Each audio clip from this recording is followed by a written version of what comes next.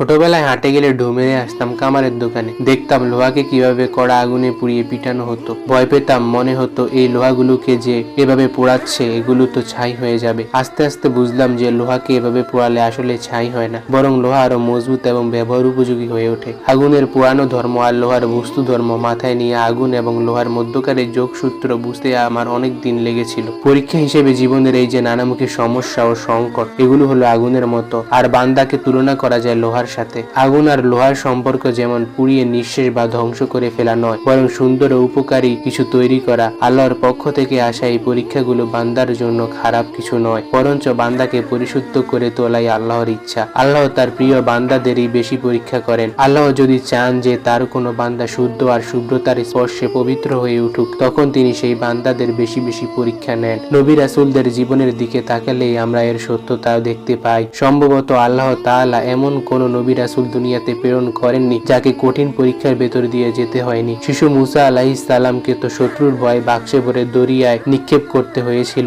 বড় হয়ে ওঠার পরেও কি তাকে কম পরীক্ষার মধ্য দিয়ে যেতে হয়েছে? ফিরাউনের মুখোমুখি হওয়া থেকে শুরু করে গভীর সংকট মাথায় নিয়ে লোহিত সাগর পার হওয়া, কতই না সংকটাপন্ন মুহূর্ত ছিল সেগুলো। নবী আইয়ুব আলাইহিস সালাম শেষ বয়সে এসে আল্লাহর পরীক্ষার মুখোমুখি হয়ে গেলেন। দুরারোগ্য ব্যাধিতে আক্রান্ত হয়ে একে একে হারাতে লাগলেন ধন সম্পদ, জমি জমা সবকিছু। এমনকি নিজের ছেলে মেয়ে, আত্মীয় স্বজন সকলে তার এই দুরবস্থা দেখে তার কাছ থেকে দূরে সরে গিয়েছিল। তাকে ছেড়ে যায়নি কেবল তার পুণ্যবতী স্ত্রী। চিন্তা করুন, আপনার ভীষণ বিপদের সময়, ঘোরতর সংকটে আপনার সবচেয়ে প্রিয় মানুষগুলো যদি আপনাকে ছেড়ে চলে যায়, কেমন লাগবে আপনার? এই জন্য এই দুনিয়ায় সম্পর্কগুলোতে এমন ভাবে জড়াতে নেই যা আখিরাতকে ভুলিয়ে দেয়। দুনিয়াবী সম্পর্কের মোহে যদি আপনি আখিরাতকে কম গুরুত্ব দেন, তাহলে আপনার বিপদের দিন যখন এই সম্পর্কগুলো ধীরে ধীরে দূরে সরে যাবে, তখন কিন্তু দুনিয়াটাই আপনার কাছে বিষাদ লাগবে, আত্মহত্যা করতে মন চাইবে। এরকম পরীক্ষার সম্মুখীন হয়েছেন ইব্রাহিম আলাইহিস সালাম। অগ্নিকুণ্ডে নিক্ষেপ করা হয়েছিল তাকে। নূহ আলাইহিস সালামের উপরে তার কওমের অত্যাচার এবং অবাধ্যতার মাত্রা এতই ভয়াবহ হয়ে উঠেছিল যে তাদের হাত থেকে নূহ আলাইহিস সালামকে বাঁচানোর জন্য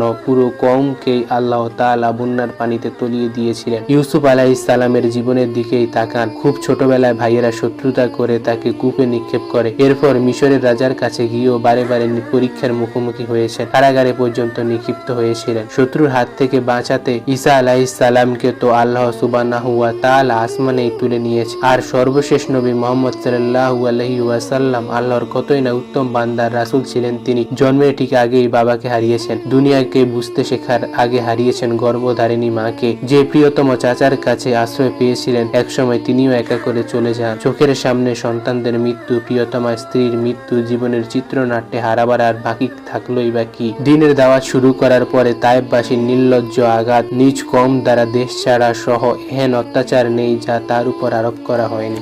এই যে নবী রাসূলদের জীবনে আরোপিত সমস্যা, নেমে আসা বিপদ, নিপতিত হওয়া সংকট, এসব কেন ছিল? তারা তো নিষ্পাপ ছিলেন। কোনো পাপ, কোনো অন্যায় তাদের স্পর্শ করতে পারত না। তারপরও কেন তাদের জীবন ছিল দুর্ভোগময়? কেন তাদের মুখোমুখি হতে হয়েছে সবচেয়ে কঠিন সব পরীক্ষা? এগুলো এজন্যই যে আল্লাহ তাদের পরীক্ষা করেছেন। বিপদের মুখে, সংকটের সামনে তারা আল্লাহর উপর কতখানি ভরসা করেন, তাই ছিল দেখার বিষয়। আমাদের শেখানোর জন্যই আল্লাহ সুবহানাহু ওয়া তাআলা নবী রাসূলদের জীবন থেকে এই ঘটনাগুলি আমাদের সামনে তুলে ধরেছেন। কঠিন দুর্ভোগ, দুর্যোগ আর সংকটের সময় তারা আল্লাহকে কিভাবে আঁকড়ে ধরেছিলেন, সেই শিক্ষা দেওয়ার জন্যই কুরআনুল কারীমে এই ঘটনাগুলোকে তিনি স্থান দিয়েছেন। আমাদের জীবনেও এরকম নানান পরীক্ষা নেমে আসতে পারে, ভিন্ন ভিন্ন অবস্থায়, ভিন্ন ভিন্ন রূপে। জীবনের এরকম মুহূর্তগুলোকে আল্লাহ পরীক্ষা হিসেবে বরণ করে নেওয়াই হলো একজন প্রকৃত মুমিনের কাজ।